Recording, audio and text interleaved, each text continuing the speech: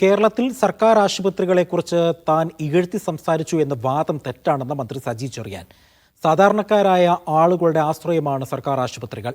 ഡെങ്കിപ്പനി ബാധിച്ചപ്പോൾ സ്വകാര്യ ആശുപത്രിയിലേക്ക് റഫർ ചെയ്തത് സർക്കാർ ആശുപത്രിയിലെ ഡോക്ടർമാരാണ്. തന്നെക്കുറിച്ചുള്ള തെറ്റായ പ്രചാരണങ്ങൾ ജനങ്ങൾ തള്ളിക്കളയുമെന്നും സജി ചെറിയാൻ ഫേസ്ബുക്ക് പോസ്റ്റിൽ കുറിച്ചു. യു ഷൈജു ഉണ്ട് വിവരങ്ങൾ നൽകാനായി. യു ഷൈജു, മന്ത്രി പത്തനംതിട്ടയിൽ നടത്തിയ വിവാദപരമായ പരാമർശം വലിയ രീതിയിൽ സർക്കാരിനെ തന്നെ പ്രതിരോധത്തിലാക്കിയതാണ്. ഇപ്പോൾ അതിൽ എന്ത് വിശദീകരണമാണ് ഫേസ്ബുക്കിലൂടെ മന്ത്രി സജി ചെറിയാൻ പറയുന്നത്?